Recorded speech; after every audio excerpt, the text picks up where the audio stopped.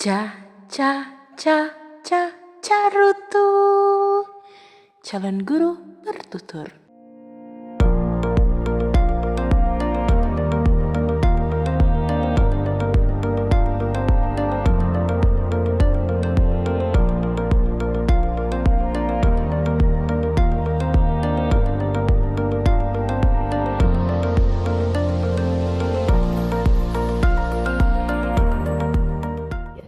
Selamat datang di mini podcast Carutu, calon guru bertutur. Kembali lagi bersama saya Nur Fahmi Hajar Dan saya Diana Narwati. sebagai pemandu dalam podcast kali ini. Nah, kali ini kita akan mengobrol santai bersama calon guru profesional. Siapakah mereka? Ya, sekarang kita telah bersama dengan 3 narasumber yang merupakan mahasiswa PPG calon guru Universitas Muhammadiyah Makassar. Ada Bapak Egit Nugraha dan Ibu Indah Makfira, kemudian ada Ibu Nurul Hazana Muhsin. Nah, itulah ketiga narasumber kita pada mini podcast kali ini. Sebelum membahas lebih jauh mengenai pendidikan, saya ingin bertanya lebih dulu kepada Bapak Ibu sekalian. Bagaimana sih sosok seorang guru ideal itu? Silakan Bapak Egit, dimulai dari Bapak Egit. Jadi kalau sebenarnya kita berbicara tentang sosok guru yang ideal, bagi saya itu sebuah pertanyaan yang relatif. Karena menjadi seorang guru yang ideal adalah artinya menjadi sesosok yang dikagumi dan dicintai oleh para peserta didik. Bagaimana kita mengelola kelas, bagaimana peserta didik merasa nyaman dalam proses pembelajaran. Nah, dari hal itu bisa muncul sosok ideal yang kita dambakan. Jadi, seperti yang saya katakan di awal, sosok guru ideal adalah sosok yang relatif, tergantung kebutuhan peserta didik itu sendiri. Ibu Indah. Baik, kalau menurut saya menjadi sosok guru yang ideal itu bukan hanya harus bisa menjadi idola bagi anak-anak, bukan hanya menjadi guru yang baik seperti orang awam katakan, di mana guru yang ideal itu mereka yang mengatakan ya guru yang baik untuk siswa, baik di pembelajaran. Namun lebih dari itu, guru harus menjadi lebih profesional. Guru harus profesional agar mereka bisa menjadi guru yang baik. Karena baik belum tentu profesional, namun profesional sudah tentu adalah guru yang baik.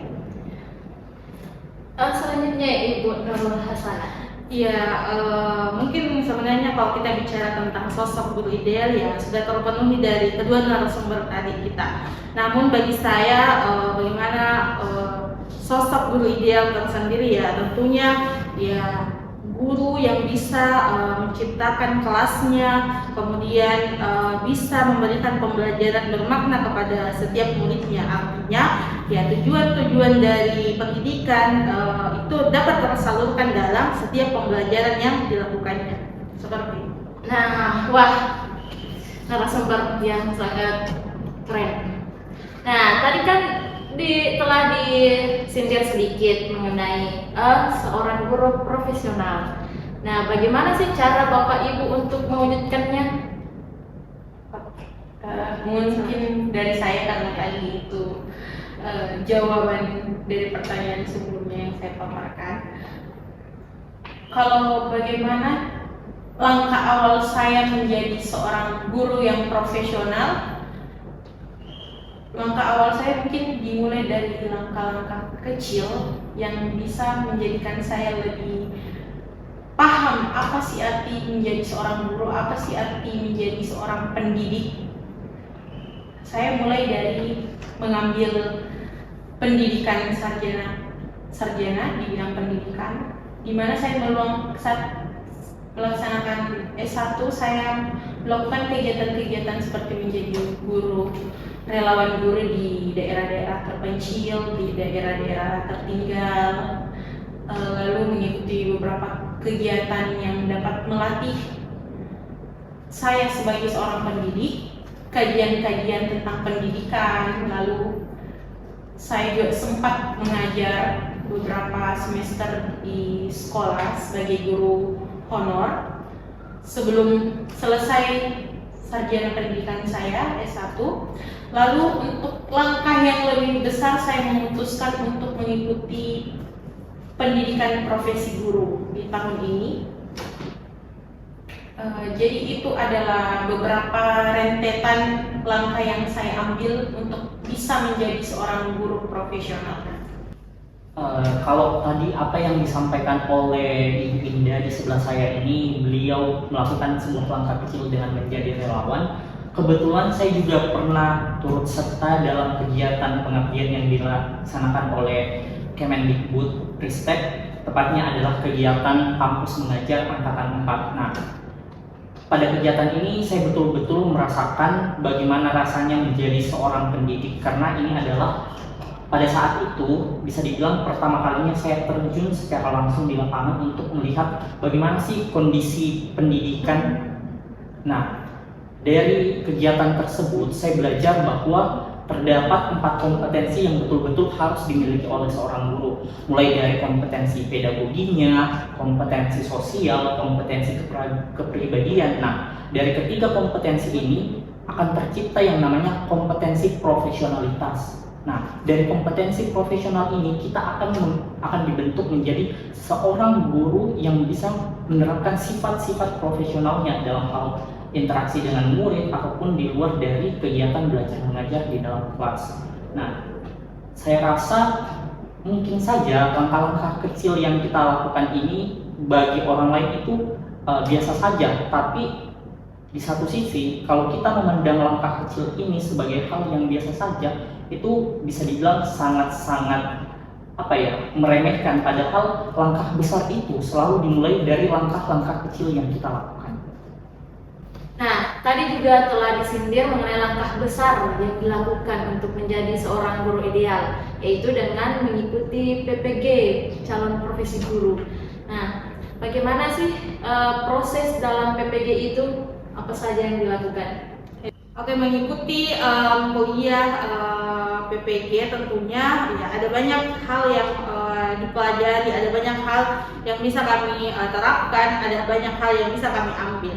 Salah satunya mungkin ada banyak mata kuliah yang bisa menopang kami sebagai calon guru untuk kedepannya ya mendapat gelar keprofesionalan seperti itu. Contohnya mungkin di mata kuliah pemahaman tentang peserta didik, ya bagaimana kita tahu karakteristik dari setiap peserta didiknya kita yang kedepannya, bagaimana kita tahu di jenjang usia ini apa kebutuhan dari peserta didiknya kita. Kemudian mungkin di mata kuliah lain ada tentang pembelajaran berdiferensiasi, bagaimana kita bisa mengenali gaya belajar dari peserta didiknya kita, bagaimana kita bisa memberikan pembelajaran sesuai dengan kebutuhan peserta didiknya kita. Kemudian mata kuliah PPL, bagaimana dari teori-teori yang telah kita belajar di kelas ya kita praktikkan langsung dalam ya sekolah-sekolah. Jadi ini kuliah PPG ini sangat membantu kami walaupun waktunya singkat 1 tahun, tapi ini betul-betul bagaimana kita diajarkan untuk menjadi sosok guru ideal seperti yang tadi mungkin kita disebutkan sama pemateri. Bagaimana kita dibentuk menjadi guru yang profesional. Ya. Baik, setelah mendengar pemaparan dari 3 narasumber terkait dengan bagaimana sosok guru ideal itu, kemudian mendengar dari pengalaman-pengalaman yang 3 narasumber kita, kemudian kita lebih terkhusus ke dalam proses pembelajaran. Sebenarnya itu bagaimana sih kegiatan yang harus dilakukan oleh seorang calon guru itu agar sesuai dengan konsep yang kita paparkan tadi untuk menjadi guru yang ideal. Jadi kalau bagi saya itu dalam penerapan atau praktiknya sendiri kan seperti yang disampaikan tadi oleh Ibu Hasanah, salah satu yang kita pelajari adalah ada mata kuliah pemahaman peserta didik. Dalam mata kuliah ini saya rasa justru sangat membantu karena kita bisa belajar banyak teori yang bisa diterapkan untuk pendekatan kepada peserta didik itu sendiri. Nah, contohnya saja ada teori yang namanya teori konstruktivisme yang diusulkan oleh Jean Piaget. Nah, di mana para peserta didik ini bisa membangun pengetahuannya itu lewat dari pengalaman yang mereka lakukan secara langsung. Nah, teori yang disampaikan ini bisa kita terapkan pada model pembelajaran berdiferensiasi misalnya, di mana kalau bicara tentang pembelajaran berdiferensiasi itu identik dengan pembelajaran berbasis kelompok, yang dimana para siswa ini dikelompokkan sesuai dengan minat belajarnya masing-masing. Misalnya saja siswa yang tertarik dengan gaya belajar visual ataupun audio visual, kinestetik, nah ini mereka bisa belajar sesuai dengan gaya belajarnya mereka, sehingga melalui praktik yang mereka lakukan di kelas itu mereka bisa membangun pengetahuannya sendiri. Misalnya saja kalau siswa yang tipe belajarnya itu dia suka membaca, kita bisa arahkan mereka mungkin membuat semacam poster edukasi, atau kalau semisal yang tipe belajarnya itu auditory, nah kita bisa mengarahkan mereka bagaimana membuat sebuah tugas berbasis konten. Jadi dari hal yang mereka lakukan itu, pengalaman yang mereka lakukan maksud saya, mereka bisa membangun pengetahuannya sendiri secara mandiri. Oke, tadi telah dibahas mengenai tahapan perkembangan peserta didik beserta teori-teorinya. Nah, kita beralih ke penerapannya di dalam kelas. Berbicara mengenai kesiapan belajar peserta didik, tadi telah dibahas mengenai gaya belajar, serta minat dan metode yang diinginkan oleh peserta didik. Nah, pertanyaan saya, bagaimana sih menjadi seorang guru yang mampu mengidentifikasi kesiapan belajar peserta didik yang memiliki keanekaragaman di dalam kelas? Baik, mungkin saya yang jawab. Ya, Untuk mengetahui bagaimana sih minat dan gaya belajar yang mereka inginkan dan sesuai dengan kebutuhan dari peserta didik, kita akan melakukan asesmen awal namanya. Ada tes diagnostik, ada pembagian angket yang dimana kita akan isi pertanyaan-pertanyaan dengan sesuai dengan apa minat dan gaya belajar mereka yang bisa menjawab hal-hal tersebut. Lalu setelah itu kita akan melakukan penyusunan kegiatan pembelajaran, melakukan pencarian media belajar apa sih yang sudah dan bisa sesuai dengan minat dan gaya belajar mereka, yang bisa menjawab kebutuhan dari peserta didik itu sendiri. Tentunya asesmen awal ini ya dilakukan pada saat di awal pembelajaran atau kalau kita bisa katakan di awal semester. Misalnya pertemuan pertama sekolah dilaksanakan, ya guru kelas ataupun guru mata pelajaran ya seharusnya melakukan asesmen awal ya, karena itu tadi kita harus dapat memetakan bagaimana gaya belajar, minat belajar. Artinya dalam penyusunan modul ya, sebelum penyusunan modul itu ya kita sudah pegang gaya belajar, minat belajar dari setiap peserta didiknya kita, supaya selama semester berjalan, selama pembelajaran itu ya sudah ada koneksi antar guru dan peserta didik. Ya, sedikit tambahan mungkin untuk beberapa guru menganggap hal ini masih hal yang belum wajib dilakukan, karena ada beberapa guru mungkin belum mendapatkan ilmunya, bukan kurang ilmu tapi belum mendapatkan ilmu ini. Jadi tes awal atau asesmen awal itu memang sangat penting, di mana seperti yang tadi katakan bisa menentukan dan mempersiapkan bagaimana kita menjalankan proses pembelajaran ke depan. Oh iya. Berarti ini berkaitan juga dengan penerapan kurikulum merdeka ya di sekolah. Mungkin saya sedikit menambahkan dari apa yang disampaikan oleh kedua narasumber kita. Kalau kita melihat kurikulum merdeka, sebenarnya itu ada 3 asesmen yang digunakan.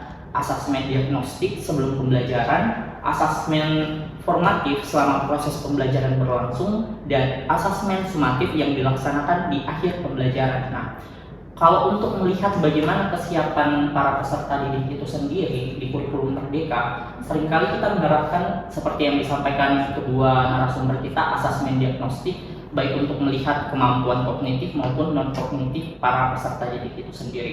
Nah, tetapi asesmen diagnostik sendiri itu tidak cukup bagi saya. Nah, karena perkembangan minat ataupun gaya belajar peserta didik itu harus terus kita awasi, harus kita terus evaluasi. Nah, caranya seperti apa? Kita bisa melaksanakan yang namanya asesmen sumatif.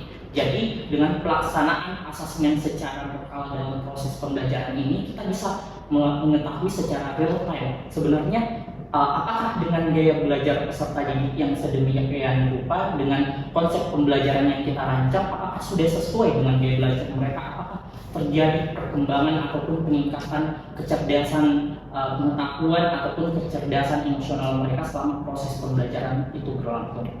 Bagi saya seperti itu. Ya, mungkin sedikit menambahkan.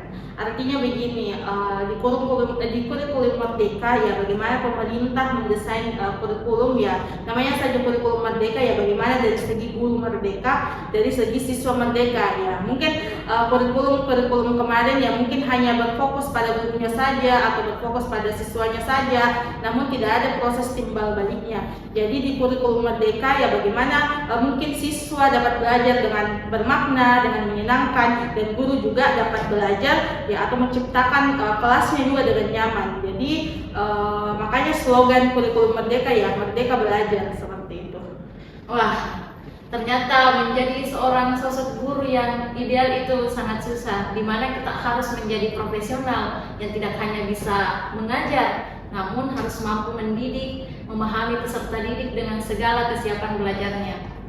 Oke, kita berikan aplaus dulu untuk semua narasumber kita. Oke, dari apa yang disampaikan oleh 3 narasumber kita mengenai seorang sosok guru yang ideal, di sini kita dituntut tidak hanya untuk menjadi seorang pengajar, namun menjadi seorang pendidik yang harus mampu memahami kesiapan belajar peserta didik yang memiliki kebutuhan dan kemampuan yang berbeda-beda di dalam kelas. Ya, itu tadi diskusi singkat kita bersama dengan 3 narasumber yang sangat menarik pada hari ini. Kami tutup dengan pantun. Untuk apa jadi bujang? Hidup sepi sendiri saja. Ingin hati bertutur panjang. Apa daya, masih ada LMS yang harus dikerjakan. Sekian dan terima kasih. Assalamualaikum warahmatullahi wabarakatuh. Waalaikumsalam warahmatullahi wabarakatuh.